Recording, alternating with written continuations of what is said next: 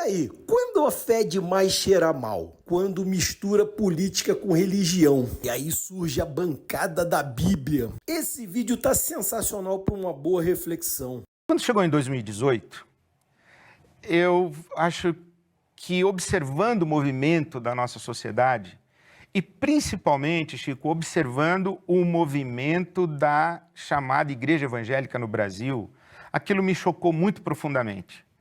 Eu digo que a notícia do ministro da Cultura no Chile, que foi nomeado num dia, no outro dia fez um discurso atenuando a ditadura chilena e no outro dia foi exonerado da função. Eu falei, bom, os chilenos tiraram o ministro da Cultura em um dia de mandato por atenuar a ditadura de Pinochet. Aqui no Brasil, a gente tem um sujeito que vota no Congresso em nome de brilhante Ustra, defende ditadura, defende tortura, disse que a ditadura matou pouco, devia ter matado uns 30 mil, e essa pessoa não apenas não sofre uma disciplina ética, mas é guindada a figura de candidatura à presidência da República com apoio da igreja evangélica e dos pastores evangélicos. Eu fiquei indignado com aquilo.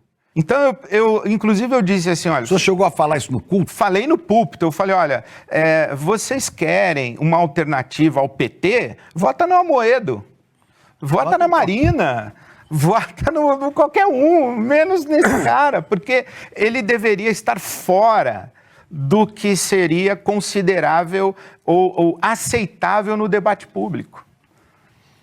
Para mim é muito simples, mas parece que não.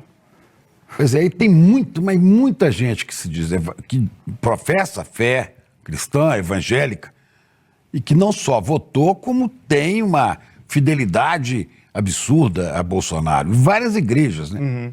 Inclusive um pastor aqui, que eu não vou dizer o nome dele, mas é público, que fazia palanque para Bolsonaro, né? Esse pessoal todo fazendo campanha aberta para ele. O que é isso? Como é que isso entra na cabeça do pastor? Talvez ele ganhe muito dinheiro com isso, ganha prestígio, ganha poder, mas e o fiel? Eu acho que tem uma relação rasteira com esse conluio aí, entre o altar e o trono, digamos assim. Que é isso, é interesse financeiro, é sabido que muitos pastores e suas respectivas igrejas têm milhões de dívidas com o governo e etc. Então, mas eu acho que isso aí é um nível muito superficial. Tem interesse, meios de comunicação? Interesse de comunicação e de poder e etc. Eu acho que tem um segundo nível, que é uma ingenuidade e, na minha opinião, inclusive, uma perversão do espírito da evangelização, acreditar que o amálgama com um braço de Estado ou de governo favoreceria a evangelização do país. Né? Então, os religiosos usam os políticos com interesses religiosos e os políticos usam os religiosos com interesses políticos. Mas eu também acho que é um segundo nível, um pouquinho mais baixo. Mas eu tenho uma intuição. Se a gente pegar a psicologia de massa e tentar fazer uma análise, vamos fazer uma leitura de psicologia de massa, eu acho que existe na comunidade evangélica um certo ressentimento histórico em relação ao catolicismo. O Brasil é um país católico, desde sempre, e à medida em que a comunidade evangélica, que era, num primeiro momento, perseguida, num outro momento invisibilizada, num outro momento ridicularizada, e assim por diante, ela, à medida em que foi crescendo numericamente, crescendo em influência política, crescendo economicamente, quando essa igreja evangélica, essa massa evangélica, deixou de ser traço e ela se tornou uma força capaz de determinar rumo de eleição, de constituir uma bancada no Congresso que é representativa e que tem força de negociação nesse maldito presidencialismo de coalizão, quando a igreja evangélica se percebeu forte, ela disse, bom, agora é a nossa vez. Sempre foi a Igreja Católica, agora Sempre nós foi a vamos Igreja pegar o poder. Católica, agora é a nossa vez. E eu penso que determinadas lideranças acreditaram nisso. Agora é a nossa vez. E encontraram no Bolsonaro uma figura que ou leu, ou alguém leu, o que eu acho mais provável, e ofereceu o Bolsonaro dizendo, olha, vocês não querem agora governar? Está aqui o boneco que vocês vão usar para governar. E um pastor apresentava, esse que eu falava aqui, citando a Bíblia, né? E Deus escolheu coisas vis, as coisas As desprezíveis. coisas fracas e desprezíveis para humilhar as fortes, para que a glória seja de Deus e não do instrumento usado. E o Jair de cabeça baixa, ouvindo e falando assim, estou ganhando multidões, sendo apresentado como um Dessa sujeito, maneira aí. né, como um sujeito vil, idiota, desprezível e tudo mais, né? Então, eu acho que existe no imaginário das lideranças evangélicas essa ideia de que um Estado aparelhado e um governo associado a uma representatividade religiosa pode favorecer a evangelização do Brasil, o que eu acho uma grande tolice desde Constantino que esse negócio não funciona. Eu digo, Chico, o seguinte, que é inimaginável Jesus Cristo chamando seus discípulos, os apóstolos, dizendo, pessoal, é o seguinte, nós temos que conquistar O Senado. o Senado romano e fazer com que um de nós se torne imperador. Nós vimos o que aconteceu quando um cristão, com aspas ou sem aspas, se tornou imperador.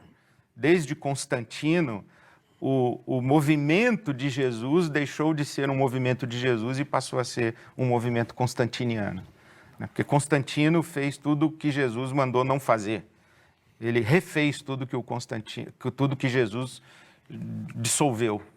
Né? E hoje, o movimento cristão Foi no governo de Constantino que a igreja se torna a religião oficial do Império, ou pelo menos os primeiros passos. É com Teodósio que vem o Edito de Milão, que transforma o cristianismo a religião oficial do Império. Mas é Constantino quem se converte e começa a usar a presença dos cristãos no Império Romano para estender as fronteiras e os limites do seu império. Agora veja o seguinte, o sujeito tem um bispo lá na ponta, nomeado pelo imperador.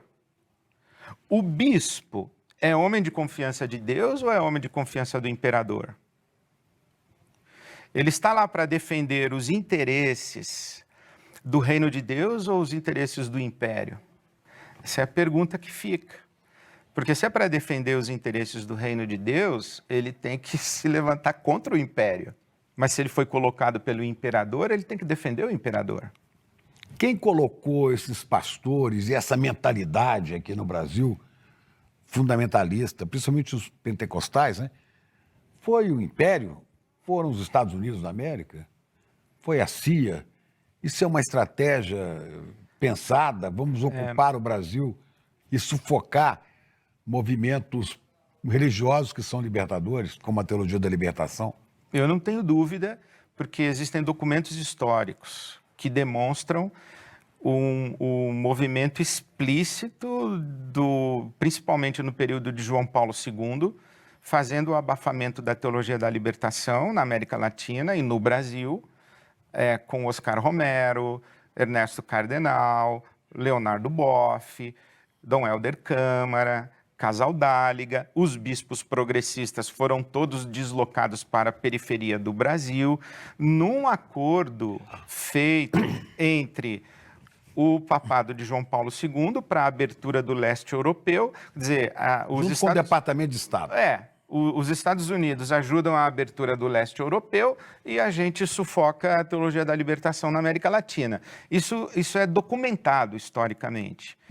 E tem essa expressão do Desmond Tutu, né, que não existe nada mais político do que dizer que religião e política não se misturam. Então, isso sempre aconteceu. Essa mistura de influência geopolítica a partir da religião não é uma novidade. O que é novidade é a Igreja Evangélica no Brasil se tornar um player nesse jogo. Porque até então, no Brasil, foi o catolicismo, para bem e para mal.